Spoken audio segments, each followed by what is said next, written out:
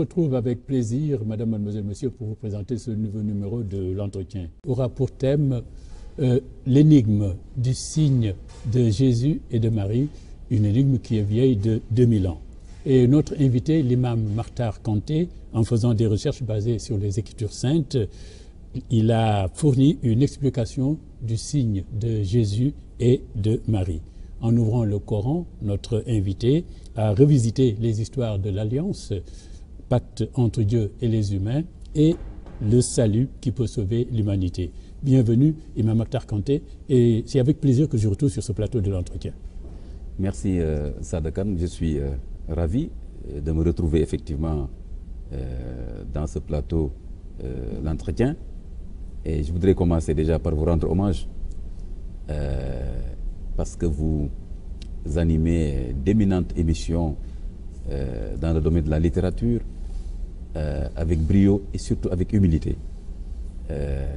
Depuis, je me dis, au moins 30 ans. Ah oui, donc je suis très ravi, voilà, je suis très content d'être un des auteurs que vous recevez, n'est-ce pas, aujourd'hui, à propos de ce signe effectivement énigmatique, et vous me donnez l'opportunité d'en dire quelque chose. Oui, alors pour vous présenter, évidemment, vous êtes imam, n'est-ce pas, écrivain, conférencier, et d'ailleurs on a fait une émission, je me rappelle, sur votre premier livre, Astronomie et Charia. Vous avez écrit Islam, Science et Société, et Imam et Citoyen, des chroniques de combat et méditation qui est ici. Alors, votre dernier livre et a pour titre « De quoi Jésus, fils de Marie, est-il le signe ?» Alors, pour vous, l'imam, les musulmans, quelle est l'importance de faire un tel travail? Parce que c'est une recherche qui vous a pris du temps et vraiment, il vous va falloir faire une exégèse du Coran. Oui, encore merci de me permettre de parler de ce signe énigmatique, quelque part même qui fait peur. Tellement, même les exégètes ont pensé que c'était inconnaissable, qu'on ne pouvait pas décrypter ce signe. Alors que moi, je n'étais pas du tout d'accord, tout simplement, pas pour une ambition intellectuelle personnelle, pas pour dire que j'en sais plus que les autres, etc., mais tout simplement parce que je suis parti à la définition même du signe. Et ça, un signe, vous le savez certainement mieux que moi, a vocation d'être décrypté. Donc je me suis dit, quand Dieu nous parle de signe dans le Coran, et effectivement il qualifie de signe la personne de Jésus, je reviendrai peut-être dans l'entretien sur ce dialogue qui me donne le frisson entre l'ange Gabriel et Marie il y a 2000 ans. Oui. Il y a 2000 ans, Sada, une jeune fille de 14-15 ans fait face à un ange, et c'est l'ange Gabriel qui a pris une forme humaine et qui lui annonce la naissance de Jésus en parlant de signes.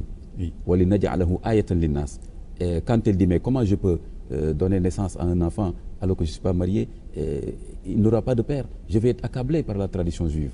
Et l'ange lui dit, ça va être difficile pour toi, mais Dieu en a décidé ainsi parce qu'il veut faire de votre enfant un signe. Donc la personne de Jésus déjà est un signe.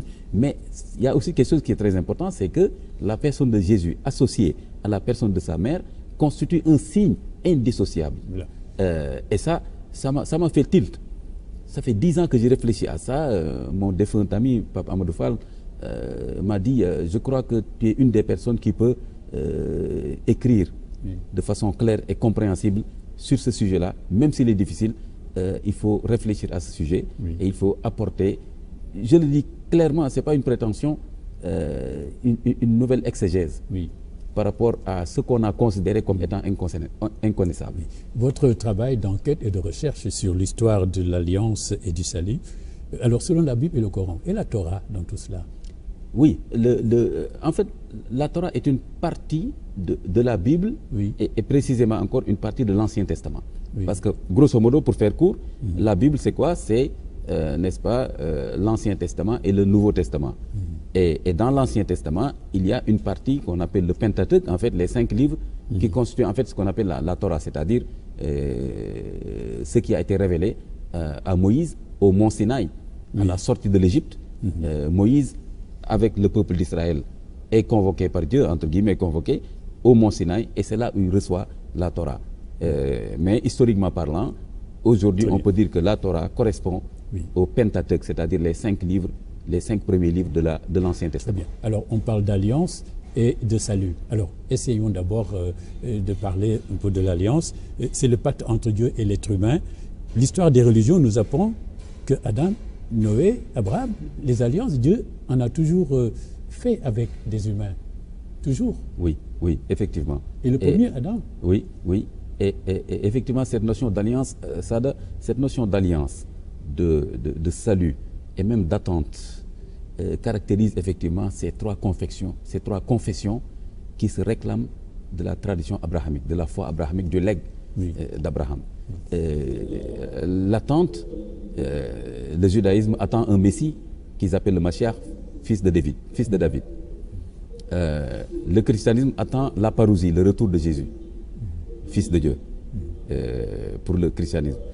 L'islam, les musulmans attendent le Mahdi et le retour de Jésus, fils de Marie. Donc, ces trois caractéristiques sont extrêmement importantes. Et pour revenir maintenant à votre question sur l'alliance, je me dis, Sada, effectivement que l'attente, l'alliance a été conclue, n'est-ce pas, par Dieu avec l'humanité. Et quelque part, ça ne pouvait pas en être autrement, parce qu'il faut bien qu'il y ait une communication entre Dieu et l'être humain. Et cette communication ne peut pas venir, cette initiative de communication ne peut venir que de Dieu d'abord, lui qui est créateur. C'est en fait pourquoi Sada, l'alliance en fait est une initiative de Dieu. C'est Dieu qui propose à l'être humain une alliance. Et cette alliance-là commence depuis Adam. Et maintenant, l'alliance la plus emblématique, c'est celle que Dieu a conclue avec Abraham et sa lignée. Et c'est là où il y a une controverse théologique extrêmement importante. Alors, de votre enquête, Imam Kanté Yosso, alors vous écrivez l'histoire de l'alliance entre Dieu et l'humanité commence lorsqu'au paradis perdu, Dieu a recommandé à Adam de ne pas suivre Satan. Oui, c'est important de commencer par le commencement, le paradis perdu. C'est d'abord, qu'est-ce qui explique le paradis perdu? C'est d'abord une rupture de communication, donc de l'alliance entre l'être humain représenté par Adam et Dieu. Dieu lui dit tout de suite, il faudra faire très attention à la communication entre moi et toi. Et c'est quand Adam a accepté l'interférence, si je peux le dire comme ça, de la communication de Satan, quand elle a donc tendu l'oreille à Satan, qui lui a dit, je suis un bon conseiller pour toi, écoute-moi, si Dieu t'interdit cet arbre, c'est parce qu'il veut que tu ne sois pas comme lui, etc. Et c'est là que Adam a trébuché. Donc c'est la première rupture de l'alliance. Voilà. Alors il y a aussi, à l'époque de Noé, la rébellion et la défiance contre Dieu et Noé lui-même, génération après génération, sont telles que le déluge advint. Le déluge aussi, une punition. Le déluge aussi, voilà, c'est le comble du châtiment. Quand l'alliance est complètement rompue, toujours du côté de l'être humain, parce que ça a une alliance par définition, c'est un contenu, c'est des termes de référence, c'est une convention que deux parties doivent respecter. Dieu respecte toujours sa partie, parce que rien ne peut l'en empêcher. Par contre, l'être humain, son ego, l'oubli, n'est-ce pas, sa fragilité, etc., les stratagèmes de Satan, le clinquant du monde, les désirs, les penchants, n'est-ce pas, sont un obstacle qui pousse l'homme de temps à autre à rompre l'alliance. Et l'alliance, ce n'est rien d'autre que, n'est-ce pas, que confirmer l'existence d'un Dieu unique, n'est-ce pas, et obéir à ses commandements. Et quand on respecte cette partie de l'alliance du côté de l'être humain, Dieu respecte sa partie, c'est-à-dire nous guider vers lui et nous promettre le salut. Alors, l'histoire de l'alliance abrahamique commence lorsque Dieu fait d'Abraham, n'est-ce pas, l'imam de l'humanité, dont la descendance en sera le pivot par le truchement de la lignée de ses deux fils, Ismaël, le premier-né, et son frère Isaac.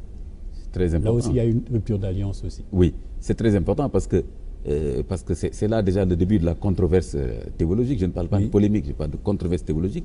Il ne faut pas avoir peur de ce mot, il faut comprendre pourquoi cette controverse.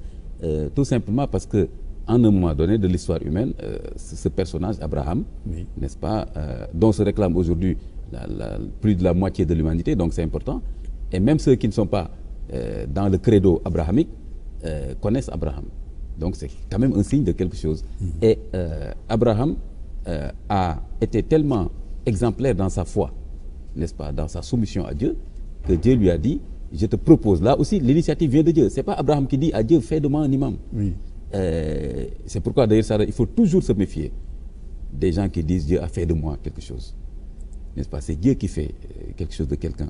Et comme le disait Roger Garaudy, il dit, c'est pas, ce qui est important, c'est pas ce que je dis de ma foi, mais ce que la foi fait de moi. Oui. Donc voilà, on ferme la porte de l'imposture, des gourous, n'est-ce pas? Et donc Abraham n'est pas un gourou, il ne trompe personne.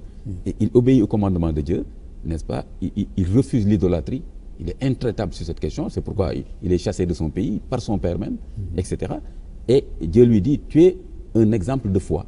Maintenant, je vais te mettre en exemple parce que les hommes auront besoin d'un modèle, pas d'un ange ou d'un djinn, mais d'un être humain. Il lui propose de faire de lui l'imam. Oui. De l'humanité, le guide spirituel. Oui. Et Abraham, il sait que c'est une charge redoutable. Il dit à Dieu, je ne peux pas ne pas accepter cette charge, mais puisque tu as fait de moi un être humain, j'ai un destin biologique limité. Et si je meurs, qui va porter l'héritage? C'est ce qui explique sa longévité extraordinaire. Voilà. Oui. Et il dit à Dieu, wa min zurriyati, et qu'est-ce qu'il en sera de ma descendance? Et c'est là où Dieu lui dit, attention, c'est très important ça, l'alliance que j'ai conclue avec toi sera perpétuée effectivement dans ta lignée, parce que tu le mérites, mais ne sera portée que par des gens que je vais choisir. D'accord. Alors, il y a aussi cette alliance extraordinaire avec le peuple juif, le peuple d'Israël, qui sera le pivot de cette alliance abrahamique, mais à travers notamment l'épisode emblématique quand Moïse, au mont Sinaï, reçoit. C'est très très important parce que oui, très très important et d'ailleurs c'est là aussi qu'il y a des divergences d'interprétation de cette alliance, qui est le pivot de l'alliance, qui en fait partie ou non, est-ce que c'est révocable ou non, oui. Est-ce que c'est parachevé ou non. Ça, pendant 10 ans j'ai réfléchi en termes de nous sommes dans quelle époque. Vous voyez par exemple, j'ai fait de la science, on parle des époques géologiques, l'époque tertiaire, etc. Donc je me suis dit, on est à quelle époque de l'alliance depuis Abraham? Donc c'est une grande discussion.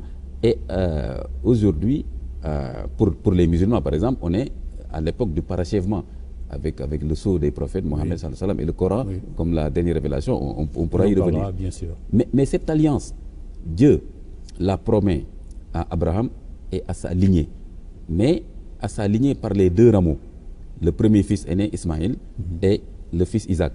Et dans mes enquêtes, alors j'ai trouvé que la Bible mettait à la marge la personne de Ismaïl et sa lignée et considère que seul Jacob, dont le surnom est Israël, c'est pourquoi les fils d'Israël, le peuple d'Israël, seul le peuple d'Israël en fait est le pivot de l'alliance. Alors le Coran dit non, en fait la lignée de Ismaïl aussi est concernée par l'alliance, oui.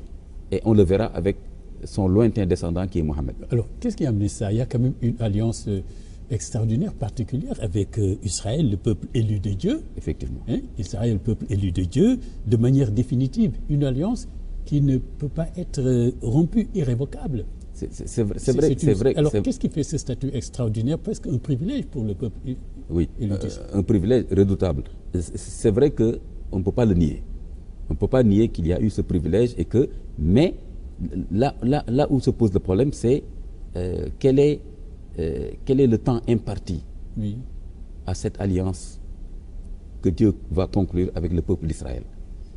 Et c'est pourquoi il le fait sortir de l'Égypte. Pour le mettre comme un peuple témoin de l'alliance devant les autres peuples. Et quand ce peuple sort, il reçoit la Torah comme étant la promesse de guidance, comme étant le livre qui va guider le peuple d'Israël. Et quand on regarde la Torah, ce n'est rien d'autre que d'abord la doctrine de la foi en un Dieu unique, et ensuite le code civil. Tu ne tueras pas, tu ne mentiras pas, etc. Donc c'est ça la promesse de guidance.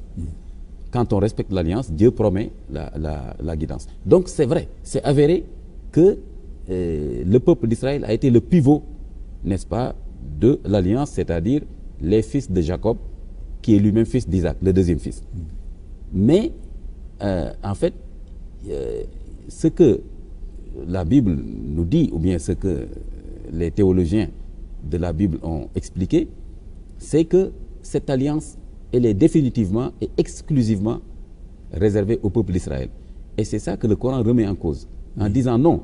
Et je l'ai appelé dans mon livre le moment du peuple d'Israël. Donc, c'est une fonction historique qui a un commencement et une fin. Et le peuple d'Israël, en un moment donné, n'a pas été à la hauteur, n'est-ce pas, de l'alliance, et a été n'est-ce pas, révoquée. Oui. Mais ce n'est pas la fin de l'alliance abrahamique. C'est la fin de l'alliance avec le peuple d'Israël. Oui. Et maintenant, c'est l'alliance universelle qui va survenir pour continuer l'alliance abrahamique par la lignée d'Ismaël que la Bible refuse. Oui. Alors, une alliance déclarée irrévocable, Israël, peuple élu de Dieu, n'est-ce pas? Un privilège extraordinaire.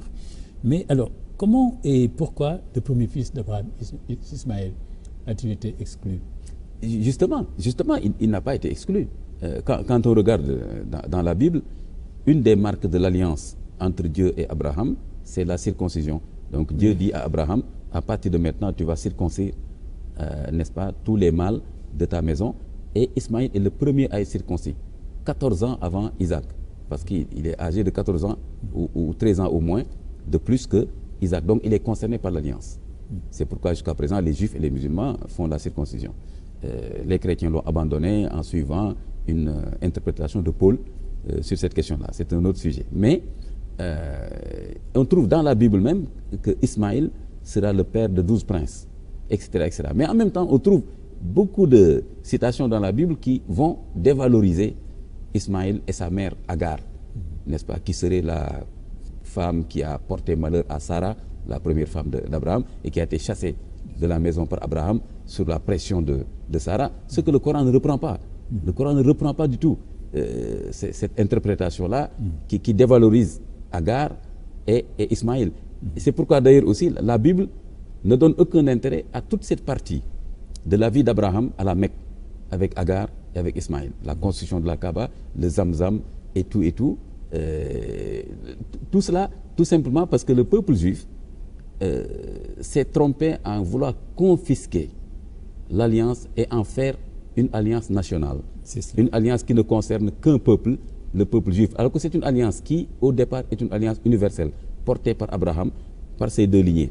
D'abord, un moment historique donné, c'est le peuple d'Israël qui en sera le pivot en tant que peuple, mais après, ce sera une alliance universelle où tout le monde peut entrer en tant qu'individu croyant, et ce sera incarné par le descendant de la lignée d'Ismaël. Oui. Alors, à un moment, quand on lit votre livre, Imam Kanté, et puis, un moment, on dit que le peuple de l'Église est le peuple élu de Dieu. Avec la naissance de Jésus, cette naissance miraculeuse dont on parlera, et puis, donc, la naissance de Jésus est considérée comme le début d'une nouvelle alliance. Parfaitement. Parfaitement. Et d'ailleurs, aussi bien le Coran, on peut dire, et l'islam, contestent cette confiscation, ce nationalisme de l'alliance du peuple d'Israël, qui en fait d'ailleurs qui en a fait un peuple hautain, etc., et qui a eu beaucoup de problèmes et qui a souvent été fait face au châtiment et à la punition de Dieu. Par exemple, la destruction du temple de Salomon, etc., etc.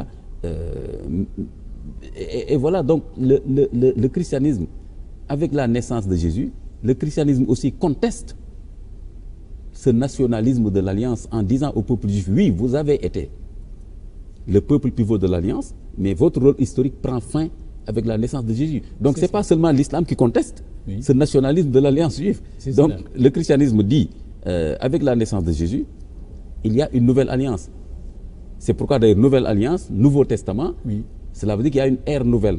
Vous avez joué votre rôle historique en tant que peuple. Mais maintenant, voilà une personne, pour l'interprétation du christianisme, c'est extrêmement intéressant, de dire que maintenant tout va se jouer.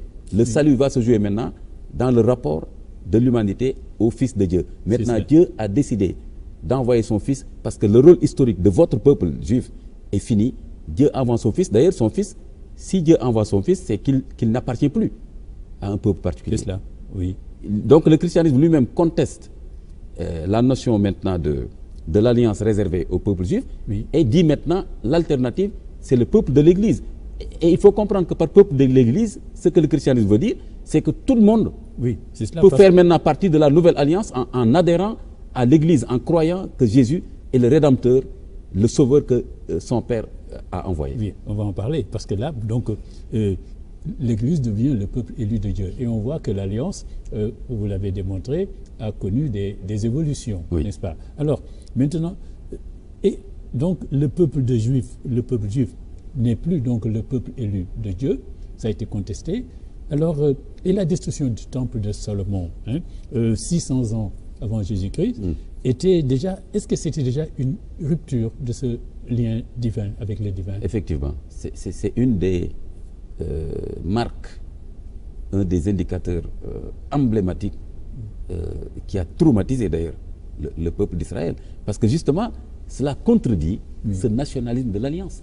Parce que, puisque le peuple juif et ses rabbins ont considéré, à un moment donné, ont interprété l'Alliance comme état irrévocable et définitivement domicilié dans le peuple de sang, le peuple juif, donc les fils de Jacob et donc d'Isaac, ils ont considéré que le temple de Salomon, je n'aime pas trop le terme, mais c'est un autre sujet, parce que ce n'était pas un temple en fait, c'était une mosquée, c'était une maison sainte. Donc qui représentait le lien cultuel entre le peuple d'Israël et Dieu dans le cadre de cette alliance. Donc les théologiens vont se poser la question, même les juifs vont entrer en crise en se disant, mais si Dieu laisse détruire le temple de Salomon, mais cela veut dire que l'alliance est en crise. Il y avait une fumée qui était là tout le temps dans le temple de Salomon pour montrer la présence de Dieu. La fumée est éteinte. Le prophète Jérémie fait des oracles. Il est bastonné, il est frappé, il est enfermé parce que le peuple juif ne veut plus entendre la voix des prophètes qui lui demandent de respecter les liens de l'alliance, c'est-à-dire de ne pas tomber dans l'idolâtrie, ce qui est devenu le cas. Ils ont adopté les dieux de Baal et des Philistins, etc., dans le peuple environnant, et ils sont tombés dans le meurtre gratuit et, n'est-ce pas, ils ont pris des postures de défiance par rapport à leurs prophètes. Ils ont tué beaucoup de prophètes. Et donc, les théologiens juifs eux-mêmes se disent, mais attendez, c'est vrai que nous n'avons pas l'explication de la destruction du temple de Salomon, parce que c'est le temple qui est le lien entre nous. Le temple, c'est le lien cultuel. Sans le temple, on ne peut plus parler d'alliance. Et d'ailleurs, Sada, quand Jean va naître avant Jésus, on attendait de lui qu'il soit le prêtre qui va continuer le service au temple. Jean, il va vivre dans le désert. Il s'éloigne du temple. C'est un signe que Israël n'a plus de temple. Si Israël n'a plus de temple, il n'a plus de prophète. Où est l'alliance? Donc l'alliance n'a plus de consistance. Oui, mais l'espoir est là, parce qu'ils attendent le Messie quand même. Ils attendent le Messie qui serait descendant du prophète, le roi David, je pense, n'est-ce pas, vous écrivez, et qui reconstruirait le temple, n'est-ce pas, et rétablirait le lien, cette alliance avec Dieu. Mais oui, en 587 avant Jésus, quand l'un des derniers prophètes a attiré l'attention du peuple sur la fin de l'alliance, justement, il faut aller lire les oracles comme je l'ai fait. Les prophètes disent aux fils d'Israël, Dieu est en colère contre son peuple. Dieu dit qu'il va se retirer de l'alliance. Donc, cette idée d'une alliance irrévocable, c'est une idée qui est dans la tête du peuple d'Israël, n'est pas dans les textes. D'accord. Dans les textes, les prophètes disent au peuple, Dieu va se retirer de l'alliance, la fumée est éteinte. Toutes les marques de l'alliance sont en train de partir. Et le temple même, Dieu laisse Nabucodonosor II, les troupes babyloniennes, entrer à Jérusalem et détruire le temple. Et donc, c'est la fin du temple, donc c'est la fin de l'alliance. Et depuis ce temps, donc depuis 2500 ans, c'est la naissance de la synagogue, Sada, à la place du temple. C'est la naissance de la synagogue, à la place du temple. Et maintenant, quand le temple est détruit, c'est le plus grand traumatisme théologique du peuple d'Israël, qui s'en est pas sorti jusqu'à présent. D'où les velléités de la reconstruction du temple actuellement, à la place de la mosquée Al-Aqsa. Il faut que les gens comprennent ça. Il faut qu'ils comprennent comment réfléchissent ces courants messianiques, juifs. Parce que c'est le traumatisme de 2500 ans. Ils se disent, où est notre temple? Et il faut que le temple revienne. Mais, vous le dites, c'est vrai, il y a un espoir, parce qu'après, il y a eu toute une théologie de l'attente du Messie, parce que les théologiens juifs se sont dit, ça ne peut pas être la fin. Donc, même si le temple est détruit, il y a un Mashiach, un Messie, qui sera un descendant de David, parce que David avait une puissance extraordinaire, qui reviendra à la fin des temps, reconstruire le temple, n'est-ce pas, enseigner la Torah, n'est-ce pas, libérer le peuple d'Israël. Le lien. Voilà. Mais cette attente, elle est là depuis 2500 ans. Voilà. Elle n'est pas encore satisfaite. C'est cela. Mais dites-moi, Imam Makhtar Kanté, pour le Coran, quelle interprétation faut-il faire de la révocation de l'alliance entre Dieu et le peuple juif, et puis les conséquences de l'avènement du Coran et la révélation prophétique de Mohammed?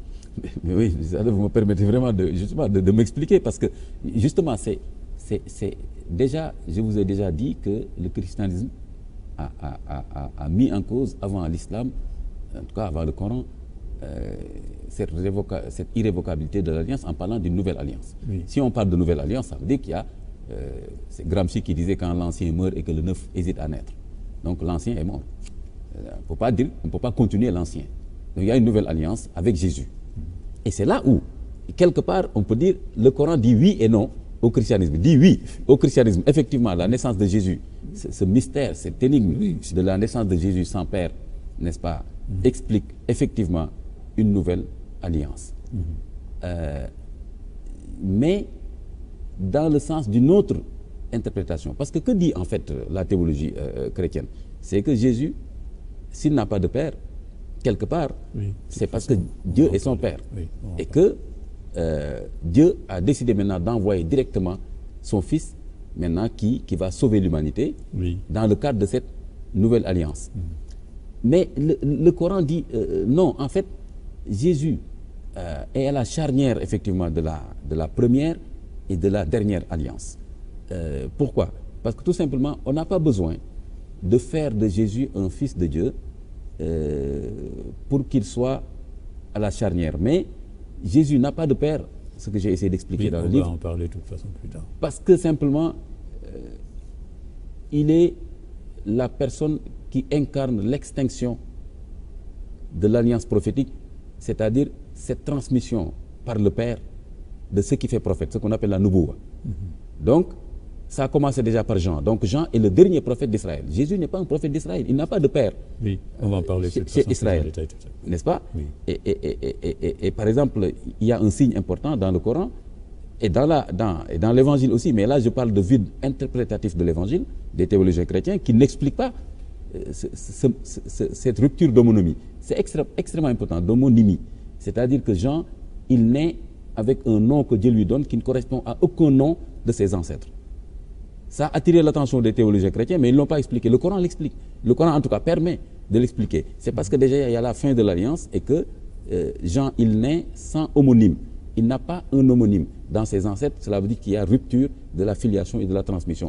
Et par contre, quand Jésus naît, il n'a carrément pas de père. Cela veut dire qu'il n'y a plus possibilité de transmettre ce qui fait prophète, n'est-ce pas, à un enfant. Voilà.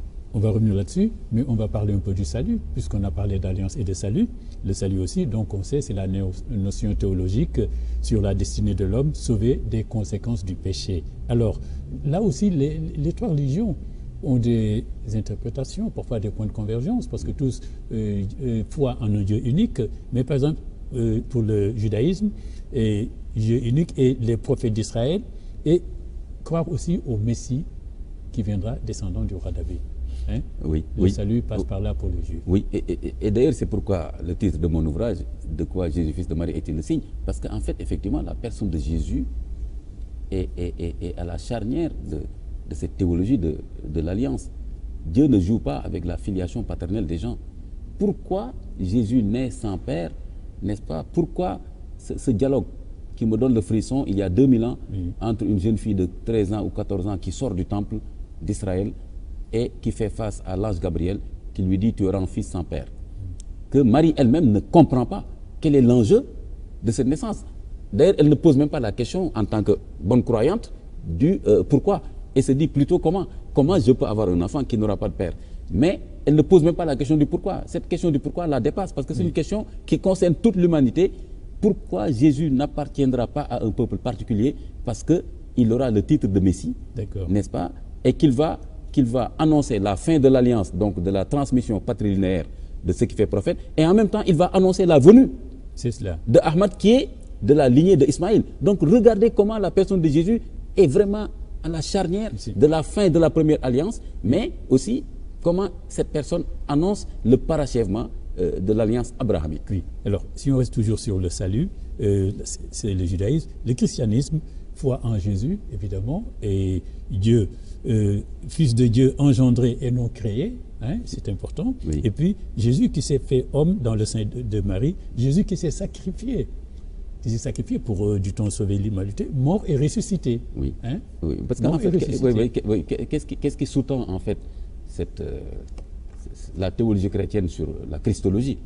n'est-ce pas, cette vision chrétienne de Jésus, fils de Dieu, c'est que quelque part, on peut dire, c'est une renonciation, je peux dire, au fait que l'homme puisse se sauver lui-même. Oui. En fait, c'est ça qui est le soubassement de cette christologie. C'est-à-dire qu'en un moment donné, en tout cas, c'est ce que le christianisme défend, que le judaïsme ne défend pas, ni l'islam. Le christianisme considère que, en un moment donné, l'homme ne peut plus se sauver par lui-même, et Dieu, par miséricorde, lui envoie son Fils pour le sauver. Oui. Le christianisme et le judaïsme disent non, l'homme peut se sauver s'il adhère sincèrement à l'alliance. Oui.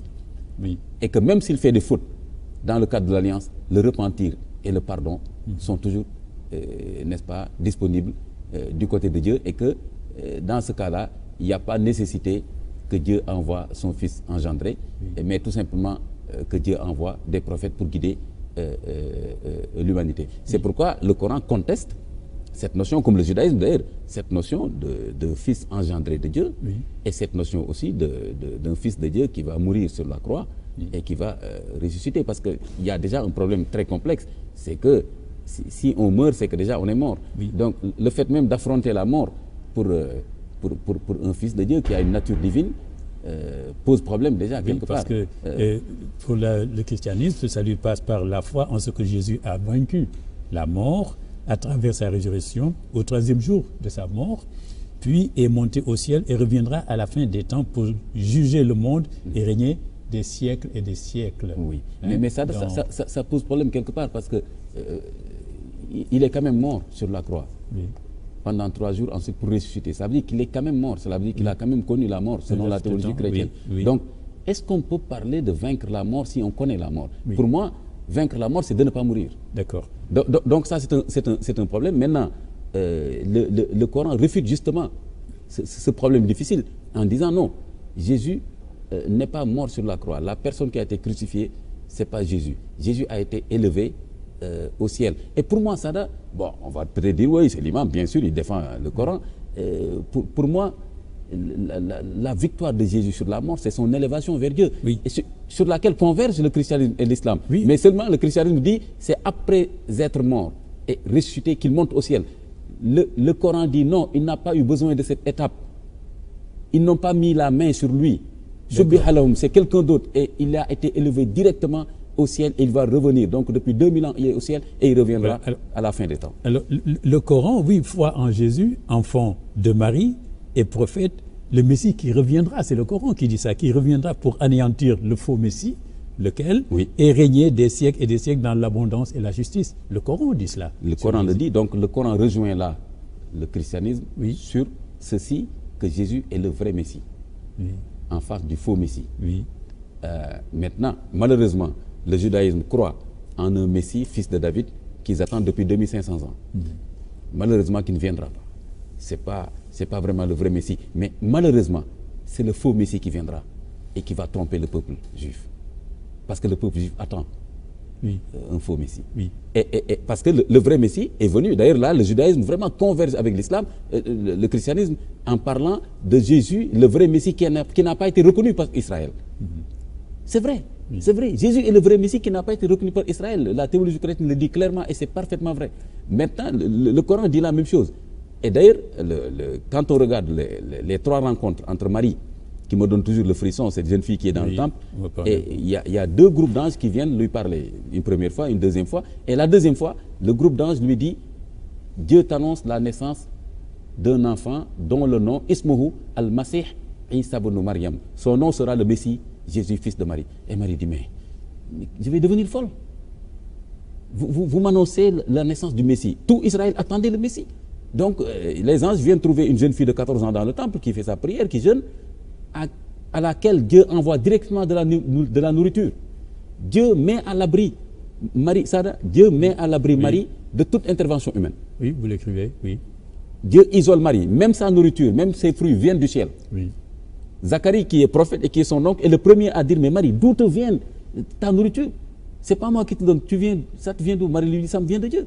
Donc Dieu isole Marie pour qu'elle donne naissance à un enfant sans père. Et maintenant, quand les anges disent à Marie, tu vas donner naissance, ils lui donnent tout de suite le nom de la personne. Jésus n'a jamais dit, je suis le Messie. Il ne l'a pas dit. Et d'ailleurs, même dans la Bible, les gens lui disent, qui es-tu? Et Jésus il les laisse dans la confusion parce que ce n'était pas le moment de clarifier. Il leur dit, réfléchissez. Il ne leur dit jamais je suis le Messie. Et dans le Coran, Jésus, il naît avec le nom de Messie, mais il ne dit pas je suis le Messie. Oui. Mais Marie et les anges déjà savent que Jésus est le Messie, donc c'est le vrai Messie. Mais malheureusement, donc les Juifs vont attendre un faux Messie, un fils de David qui va venir et qui ne viendra pas. Sinon, sous un faux nom, sous le faux Messie, le Dajjal, l'Antéchrist, qui fera des drames. Bien sûr. Et malheureusement aussi pour la conception chrétienne, le Coran dit Jésus est effectivement le vrai Messie, mais on n'a pas besoin d'en faire un fils de Dieu non engendré. Oui. C'est un prophète qui n'a pas de père et on peut expliquer, et c'est ce que j'ai essayé de faire pendant 10 ans, on peut expliquer pourquoi il n'a pas de père sans être obligé de considérer qu'il est engendré par Dieu. Oui. Alors, pour le salut, ce point aussi que j'ai noté dans votre livre, que les musulmans disent, et foi en Mohammed, sceau des prophètes, dernier messager de Dieu dont la venue a été annoncée par Jésus. Mais effectivement, parce que c'est ce que je vous disais, ça au départ, l'alliance que Dieu propose à l'être humain. Sinon, Sada, excusez-moi le terme, sinon on va devenir fou. C'est-à-dire sans alliance, on sera perdu. C'est l'égarement. Et regardez, je ne sais pas, depuis quand les êtres humains réfléchissent à la religion, ils ont adoré tout et rien. C'est pourquoi Dieu nous propose l'alliance en disant, c'est moi. Quand Dieu parle à Moïse, la première fois quand il quitte le village de Madian vers l'Égypte, il voit un buisson qui est en train de prendre feu sans se consumer. Il a peur. Dieu lui dit, tu es dans une terre sainte, je te parle, innani anallah, la ilaha illa ana. C'est moi le Dieu seul, unique. Donc je vais te parler. Sinon Moïse allait devenir fou, il voulait fuir, parce qu'il ne peut pas se représenter cela à lui seul. Oui. Dieu lui tend la personne en lui disant, écoute, ne prends pas peur, je vais te parler et tu sauras que c'est moi le Dieu d'Israël, le Dieu unique. Donc, on a besoin de cette alliance, de cette sirat al-mustaqim. Oui, mais à un moment, Moïse lui dit, je veux te voir, oui. toi Dieu. Mais oui, tu me parles, mais... Ça donne le frisson. Mais comme saint Thomas, croire ce qu'on voit. Oui, c'est naturel. Il voulait voir Dieu. C'est naturel. Moïse entend directement la voix de Dieu. Oui.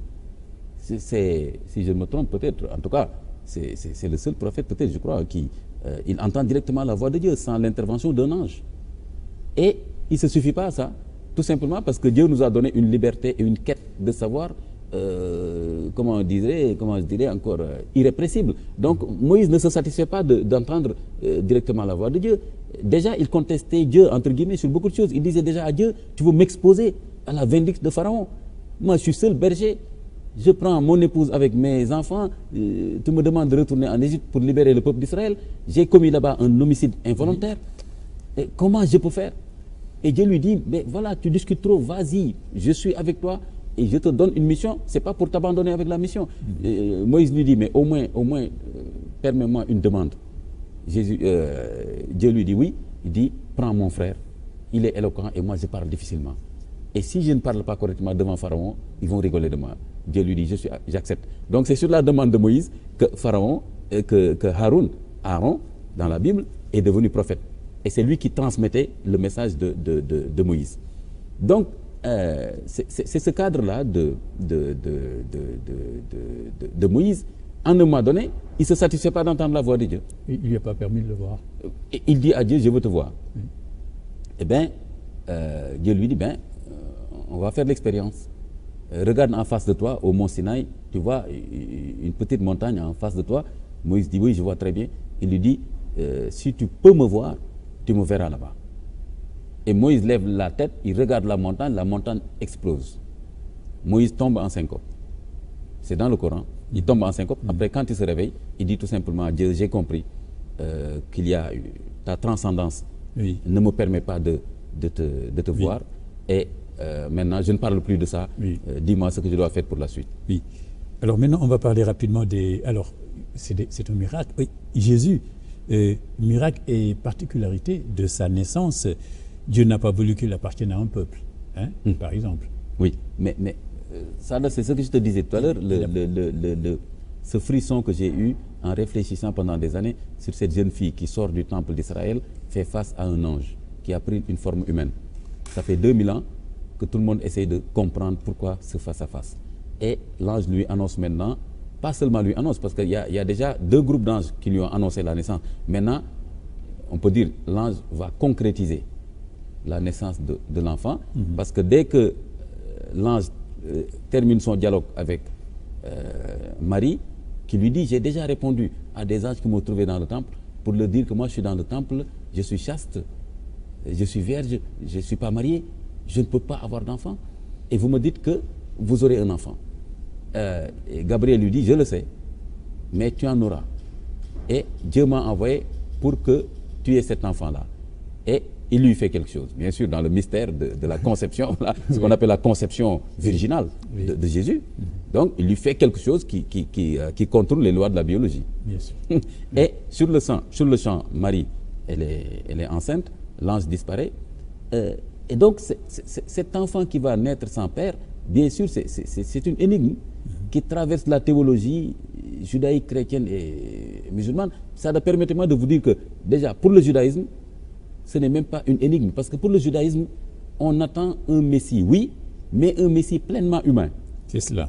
Qui va appartenir à la lignée de David. Donc, dont le père sera quelqu'un qui sera un des descendants de David. Donc, pour le judaïsme, il n'est pas question d'accepter Jésus, c'est pourquoi ils ne l'ont pas reconnu comme fils de Marie, parce que le miracle de sa naissance sans père pose problème pour le judaïsme qui considère que le Messie aura un père. Mais pour le christianisme aussi, le problème c'est que le Messie, c'est quelqu'un qui n'a pas de père humain, mais qui a un père divin. Le Coran dit non, Jésus, c'est le vrai Messie, il n'a pas de père, tout simplement. Il ne faut même pas dire qu'il n'a pas de père humain, ensuite il n'a pas de père tout simplement, et ça n'en fait pas un fils de Dieu, mais il est le prophète qui va annoncer la venue de Mohammed, qu'il appelle Ahmad, qui va parachever l'alliance abrahamique. Vous dites que donc la naissance de Jésus est un vrai plan de Dieu.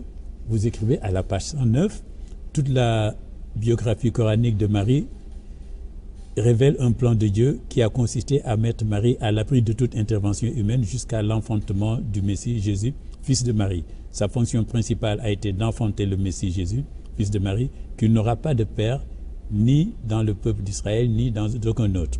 Il est en même temps le messager de Dieu aux fils d'Israël, au fin de leur annoncer l'avènement de Ahmad, le plus loué, le prophète Mohammed. Mais oui, ça, même si c'est vrai, Jésus n'a pas de père, il a une mère, mais de quel peuple? Du peuple d'Israël, Marie, qui est une lévite. Pourquoi? Donc, sa mère n'appartient pas au peuple d'Israël? Si, voilà. Donc, pourquoi Jésus a une mère d'Israël? Il faut aussi l'expliquer. Donc, l'explication, ce que j'ai essayé de faire, c'est que j'ai refusé qu'on me dise que l'absence de père chez Jésus est inconnaissable. Tous les exégètes, j'ai consulté une centaine avec les outils modernes. Quand je vais sur mon ordinateur, sur Internet, je tape sur le site Grid Tafsir, j'ai une centaine de commentaires du Coran, je sélectionne un verset, je peux faire défiler tout ce que les exégètes ont dit, plus de 100 sur ce verset-là, ce que j'ai fait depuis des années. Et tous, j'en connais pas quelqu'un d'autre, disent sur la naissance mystérieuse de Jésus, c'est tout simplement que Dieu veut montrer sa toute-puissance, qu'il a créé Adam sans père, sa mère, il a créé Ève avec un père qui serait Adam et sa mère, et maintenant il crée Jésus avec une mère sans père. Donc je n'ai pas été satisfait. Il peut détourner les lois de la biologie en créant sa surpuissance, sa toute-puissance. Je n'ai pas été satisfait par ça, tu sais pourquoi? Parce que simplement je me suis dit, mais Dieu démontre tous les jours sa puissance. Donc, s'il le démontre dans ce cas-là, il ne joue pas avec la filiation de Jésus. Marie a pleuré, a voulu mourir. Donc, j'ai dit aux exégètes, vous n'allez pas me dire que tout ça, c'est simplement parce que Dieu va démontrer sa puissance. Jusqu'à ce que Marie dise, mais je vais mourir, je préfère mourir parce que je ne peux pas expliquer dans ma tradition aux gens que j'ai un enfant qui n'a pas de père. Israël ne va jamais me comprendre. On va dire, soit je suis folle, soit je suis une prostituée. Le signe n'est pas et Dieu seulement ça. Dieu la laisse pleurer. Pour lui dire, mais tu vas quand même assumer cela parce qu'il y a une rupture que je vais faire dans mon plan pour éteindre l'alliance paternelle. C'est ça le signe de la naissance. C'est ça le signe de la naissance. Donc j'ai refusé qu'on me dise que ce signe est inconnaissable, qu'il ne faut pas le décrypter. J'ai discuté, voilà, je me suis chamaillé avec des oustas, des imams, tous ces gens qui m'ont dit ne te mêle pas de ça. C'est un signe inconnaissable. Je leur ai dit, mais c'est un signe qui a pour vocation d'être décrypté. Donc le signe, quelque part, c'est non pas que Jésus, soit pour le judaïsme, sa naissance doit s'expliquer par un père que Marie a caché, non pas aussi par le christianisme que, en fait, c'est Jésus son père, mais tout simplement parce qu'il fallait arrêter la transmission patrilinéaire de l'alliance prophétique dans le peuple d'Israël. C'est pourquoi il a une mère d'Israël. Pourquoi il n'a pas une mère chinoise africaine, une mère d'Israël? Et pourquoi aussi Jésus parle au fils d'Israël dans le Coran? Ya bani Israël, inni rasulullah ilaykum. Il dit au fils d'Israël, je viens confirmer la Torah et vous annoncer la venue de Ahmad. Pourquoi il s'adresse au peuple d'Israël? Parce qu'il fallait régler le problème à l'interne. C'est un linge sale en famille israélienne que Jésus est venu régler. Le plan de la naissance de Jésus, évidemment, concerne sa mère, la Vierge Marie, n'est-ce pas? Et vous écrivez à la question de quoi Jésus, fils de Marie, est-il le signe pour les gens et une miséricorde venant de Dieu? Le christianisme répond de l'amour de Dieu qui s'est manifesté dans son Fils engendré et non créé pour racheter le salut de l'humanité qui croit en lui. À la même question, on peut répondre sur la base du Coran, ce qui suit. La personne de Jésus, fils de Marie, est un signe de la fin de l'alliance du Sinaï et en ce que le peuple d'Israël ne peut plus être père d'un prophète. C'est ce que vous dites. La naissance de Jésus, fils de Marie, inaugure aussi les vrais temps messianiques. Vous écrivez. Et puis la personne de Jésus, fils de Marie, est une émanation de la miséricorde venant de Dieu. Ben oui, parce qu'Israël est face à l'impasse. Dieu, par sa miséricorde, va libérer le peuple d'Israël de cette impasse où les a conduits cette croyance erronée du nationalisme de l'alliance, de ce peuple élu définitivement, de cette alliance irrévocable. Donc Israël fait face à cette impasse avec la destruction du temple de Salomon. Ils inventent ce Messie fils de David qui va venir depuis 2500 ans et Dieu envoie Jésus par sa miséricorde pour dire au peuple d'Israël, voilà le Messie, si vous y croyez, vous êtes sauvés. Parce que il a quelque chose à vous dire sur la fin de l'alliance de votre peuple et sur l'avènement du sceau des prophètes qui va parachever l'alliance non pas de votre peuple mais d'Abraham, le patriarche, qui est père d'Ismaïl et d'Isaac. Et le peuple juif a refusé de reconnaître Jésus comme le Messie. Il attend un faux Messie malheureusement. Mais aussi, le christianisme aussi dit j'ai besoin d'un Jésus, fils de Dieu, parce que l'homme ne peut pas se sauver lui-même. Le Coran dit non, l'homme peut encore continuer à se sauver lui-même en adhérant à l'alliance, n'est-ce pas, qui sera parachevé par le Coran comme dernière parole révélée et par la personne de Mohammed, que Jésus appelle Ahmad, n'est-ce pas, qui sera un descendant d'Ismaël. Mais il y a cette grande controverse sur le paraclet. Parce que voilà, les théologiens musulmans disent Jésus a annoncé le paraclet. Il faut que je m'en aille pour que le Père vous envoie le paraclet. Mais bien sûr, les théologiens chrétiens disent non, non, non, c'est de l'extrapolation. Le paraclet, c'est le Saint-Esprit. Il ne faut pas que les musulmans interprètent cette chose-là. Mais bon, c'est un autre sujet. Jésus annonce l'arrivée de Mohammed. Il dit Ahmad le plus loué. Et ça aussi, il y a aussi le mystère quand même de la révélation de Mohammed. Pendant des siècles, rien qui révèle du prophétisme ne se signale dans la descendance d'Ismaël jusqu'à l'avènement de Mohammed. Vous écrivez, vous dites, cette dormance du rameau d'Israël, d'Ismaël, aura l'avantage de lui préserver une certaine virginité qui semble incuber quelque chose qu'il va falloir interpréter puisque le sceau des prophètes sera issu de ce peuple. Analphabète, vivant à l'ombre ou à la marge de la révélation divine. Ce n'est pas par hasard que c'est sous ce statut le prophète analphabète ou le prophète qui ne sait pas lire, vous dites, c'est pas du tout dévalorisant et qu'il est mentionné dans la Torah et l'Évangile, dans le Coran. Alors, Mohammed, le prophète analphabète, qui ne sait pas lire, dès qu'il reçoit le Coran... C'est comme ça qu'il est présenté dans la Torah et dans l'Évangile. Ça veut dire quoi, ça? Si on se concentre sur ça, ça veut dire que déjà, à l'époque de Moïse, parce que quand on parle Torah, on parle Moïse. Cela veut dire que déjà, Moïse avait déjà intégré l'avènement de Mohammed dans son livre. Dans la Torah, il était déjà fait mention de ce prophète analphabète qui sera un descendant d'Ismaël. Donc Moïse savait que son cousin, n'est-ce pas, arabe, Mohammed sallallahu alayhi wa sallam, sera le sceau des prophètes. Et c'était écrit dans la Torah, c'était écrit aussi dans l'Évangile. An-Nabiy al-Ummi, alladhi yajidunahu maktuban indahum fi at-Tawrat wal-Injil.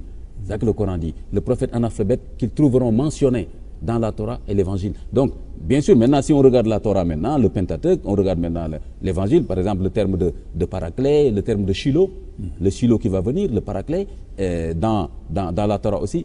Mais là, Mohammed sallallahu alayhi wa sallam, puisqu'il est en embryon, n'est-ce pas? Il est en germe. Oui. Donc, il est présenté juste sous la caractéristique de ce prophète analphabète, Oui. hein, qui va venir. Et donc, effectivement, quand on regarde tout ce que le Coran dit, je signale par exemple une chose, est-ce que les gens savent que le Coran en dit beaucoup plus sur Marie que l'ensemble des 4 évangiles réunis? Oui. Alors, la question c'est quoi? Comment un arabe analphabète du 7e siècle, dans le désert, qui n'avait pas accès à la littérature, qui ne connaissait pas les livres des juifs et des chrétiens, n'est-ce pas, a pu apporter des informations supplémentaires et surtout décisives, parce que ces informations permettent aujourd'hui d'expliquer l'absence de Père, c'est Jésus, sans avoir besoin de dire que c'est Dieu qui est son Père, et aussi de confirmer que c'est effectivement Jésus qui est le vrai Messie. Donc pour moi, c'est un signe que c'est seulement un prophète qui peut le faire, donc qui reçoit la parole de Dieu. Donc le Coran est la parole de Dieu. Expliquer le Coran par une autre hypothèse va être extrêmement difficile. Oui, oui. Et le Coran qui explique beaucoup, alors qui parle abondamment de Marie. Elle est la seule femme dont parle le Coran, il me semble. C'est la seule femme. Oui. Et pourtant, où sont les femmes du prophète sont là. Oui. Sa fille est là. Oui. Fatima, qu'il aimait beaucoup. Aïcha, Khadija, c'est la première croyante qui a accueilli c'est la première personne qui a accueilli le prophète traumatisé par son premier face-à-face avec l'ange. Les prophètes sont toujours traumatisés dans le premier face-à-face avec la révélation. Toujours ça. Oui, oui. Moïse a voulu prendre la fuite, même quand Dieu lui a dit, je vais tester le miracle que je vais te donner. Tu vas affronter quelqu'un qui a beaucoup de devins. Ils sont très forts en sorcellerie. Alors, il ne veut pas que Moïse soit là et qu'il fasse face, pardonnez-moi, hein, voilà, au devin sans être préparé. Ça va être catastrophique pour lui. Il va fuir, après on va dire, mais ce prophète qui fuit. Donc Dieu veut lui éviter ça. Il lui dit, bon, je te teste d'abord. Qu'est-ce que tu as sur la main? Il dit, Moïse dit, j'ai un bâton. Dieu lui dit, Dieu parle, c'est un dialogue affectif. Dieu sait ce qu'il fait avec le bâton, mais il veut l'entendre de lui. Pour lui dire qu'est-ce qu'il va investir de nouveau dans le pouvoir du bâton. Il lui dit, qu'est-ce que tu fais avec le bâton, Moïse? Et Moïse dit, ben, je l'utilise pour l'émondage, pour faire tomber des feuilles, de l'arbre pour mon bétail. Il lui dit donc, c'est tout ce que tu peux faire pour le bâton. Donc Dieu veut lui montrer la situation de référence. C'est tout ce que tu peux faire pour le bâton. Moïse dit oui. Dieu lui dit, bon, tiens, bon, maintenant lance le bâton. Il lance le bâton, il devient un serpent. Il veut fuir, il lui dit, ne fuis pas. Parce qu'il ne faudra pas fuir ce jour-là. Mais Moïse ne sait pas qu'un jour, Pharaon va l'appeler devant ses sorciers avec un combat de serpents. C'est ça. Et donc comment justement le Coran nous raconte ces récits-là avec des détails qu'on ne trouve pas dans la Bible, ni dans l'Évangile, et particulièrement pour le cas de la naissance de Jésus et de Marie, le Coran en dit beaucoup plus et en détail que les 4 évangiles. Et par exemple, le fait que Marie soit une lévite, par exemple, c'est une information décisive, alors qu'au niveau des évangiles, on ne dit rien de la paternité et de la parenté de Marie. Comment Mohammed sallallahu alayhi wa sallam, dans le désert, au 7e siècle, peut avoir ces informations-là? Oui. Et dire qu'il a reçu pendant presque 20 ans, n'est-ce pas, c'est de l'ange Gabriel, le Coran qui est donc la parole de Dieu. Mohammed en étant totalement analphabète. Totalement analphabète. Comment expliquer qu'il donne tous ces détails sur Marie et il pouvait se valoriser lui-même si c'était une parole qui venait de lui-même, de sa propre famille, comme il l'a fait dans les hadiths. Oui. Dans les hadiths qui le concernent. Mais là, Dieu ne lui laisse même pas le choix en lui disant que tu dois réciter la parole qui t'est dictée sur Marie et apporter des informations, n'est-ce pas, véridiques sur Marie. C'est la seule femme dont le nom est prononcé dans le Coran. Ça, c'est connu. Ce qui est moins connu, c'est que c'est aussi la seule femme dont le nom du père, Amram, Mariam ibn Amran, est prononcé dans le Coran. Il y a aussi une explication. Quand on remonte à Amram, dans la Bible, on aboutit à Lévi. Donc Marie est une lévite. Elle n'est pas de la maison de David, comme le pensent les théologiens chrétiens. Voilà. Merci, même. Nous arrivons à la fin, mais là, avant de terminer, il y a quand même une dernière remarque. De quoi Jésus, fils de Marie, est-il le signe de Dieu? Évidemment, le christianisme, on dit fils de Dieu, les musulmans disent fils de Marie, mais vous montrez qu'avec le Coran, on comprend très bien le signe que représentent Marie et Jésus, n'est-ce pas? Oui. Pourquoi cette association-là? C'est indissociable. Oui. Marie, et le Coran l'explique très bien. Oui, parce que, oui, très bien. Et je dirais même, voilà, ben, on n'a qu'à discuter avec moi. Je suis prêt à faire des panels, à discuter avec tout le monde. Cette association entre la personne de Jésus et sa mère, cet événement unique dans l'histoire de l'humanité, c'est-à-dire une femme qui donne naissance à un enfant sans père, véritablement, je ne parle pas d'imposture, de magie, etc., n'est-ce pas? Seul le Coran Sada m'a permis de donner une explication qui ne soit pas aussi mystérieuse que ça, mais qui montre tout simplement que c'était une question d'arrêter la transmission patrilinéaire, n'est-ce pas? C'est donc une question de filiation, et aussi d'annoncer l'avènement de Mohammed, mais ce n'est pas une question de fils de Dieu engendré, ce n'est pas une question aussi de rejeter Jésus en disant que le Messie sera un fils de David. Seul le Coran m'a permis d'arriver à ce résultat. C'est pourquoi je me dis il faut en tirer l'implication, c'est-à-dire il faut prendre au sérieux le Coran. Oui, le Coran qui vous fait écrire aussi que quand les ennemis du fils de Jésus, de Jésus, fils de Marie, tentent la stratégie du meurtre, c'est Dieu qui décide de sa montée au ciel sans qu'il ne passe par la mort sur terre. Et le Coran insiste sur ceci, que Jésus, fils de Marie, n'est pas mort avant sa montée au ciel, il n'a pas été tué ni par crucifixion, ni autrement. Le Coran est... Pourquoi ce détail-là, le Coran y insiste? Pourquoi un arabe au 7e siècle dans le désert insiste sur ce débat-là? Tout simplement, il fallait clarifier cette chose-là, à savoir que ce qui est à la base du dogme chrétien, à savoir la mort de Jésus, qu'il offre son sang, qu'il se sacrifie, la passion, le chemin de la croix, qui est le fondement du dogme chrétien, le Coran le remet en cause et propose une autre réponse en disant on n'a pas besoin de tout ça. En fait, Jésus est le vrai Messie, il mérite son titre, il n'a pas de père, et ça s'explique par le simple fait que Dieu ne veut plus qu'Israël transmette la prophétie, ce qui fait prophète à un fils. Jean est le dernier prophète, Jean lui-même n'a pas de descendance, il quitte le temple, c'est la fin de l'alliance. Vous n'aurez même plus à transmettre ce qui fait prophète, donc un phénomène bio-spirituel, n'est-ce pas, à un fils. C'est pourquoi Jésus n'a pas de père. Et maintenant, il annonce Mohammed sallallahu alayhi wa sallam. C'est seul le Coran qui permet d'avoir cette cohérence de l'alliance.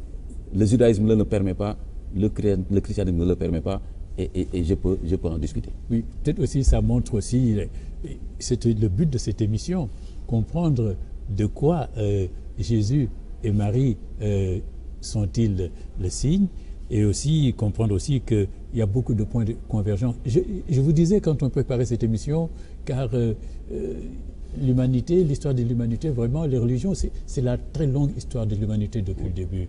Hein? Il y a beaucoup de points de convergence, évidemment quelques points de divergence, mais enfin, c'est les convergences qui sont les plus importantes. Oui, ça, c'est effectivement, je pense que les anthropologues l'ont montré.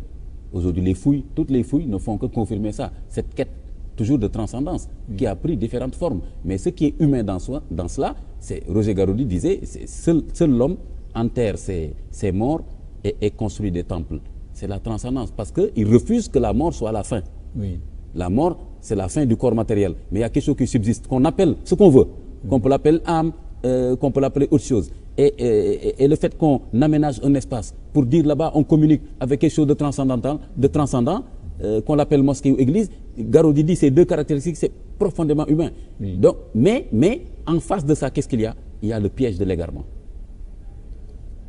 Pour le salut, Dieu est obligé, entre guillemets, de nous proposer l'alliance, la Sirat al-Mustaqim, pour Tenkunyu. Sinon, c'est l'égarement. Et effectivement, l'humanité s'est égarée plusieurs fois sur la question du Dieu vrai et unique. C'est pourquoi quand Abraham lui-même a dit, je sais que ces étoiles, ce n'est pas Dieu.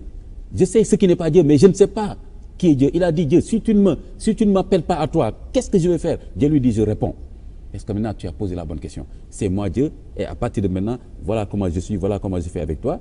Et c'est à cause de ça que Dieu a institué Abraham comme, effectivement, l'imam. Ce que les chrétiens appellent, et les juifs appellent alliance, c'est l'imam.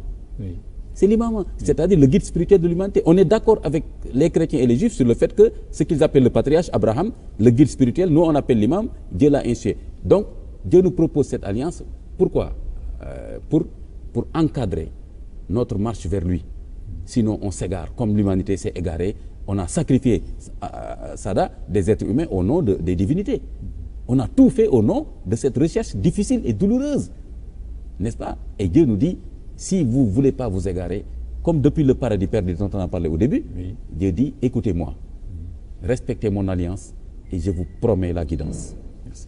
Merci, Imam Makhtar Kanté, d'avoir accepté de venir nous expliquer donc de quoi Jésus est-il le signe, n'est-ce pas, en vous basant sur le Coran, en revisitant le Coran et aussi les autres textes sacrés. Vous avez parlé de Roger Garaudy. Oui, il faut dire que c'est un philosophe qui s'est converti à l'islam et avec son fameux livre, notamment L'appel au vivant, qu'il est venu à Dakar, il a fait un cycle de conférence il y a quelques années. Je vous remercie et je présente aussi vos livres, Imam et citoyen. Hein. Vous êtes l'auteur de plusieurs livres, n'est-ce pas? Il y a l'Imam et citoyen, il y a aussi Islam, science et société et astronomie et charia.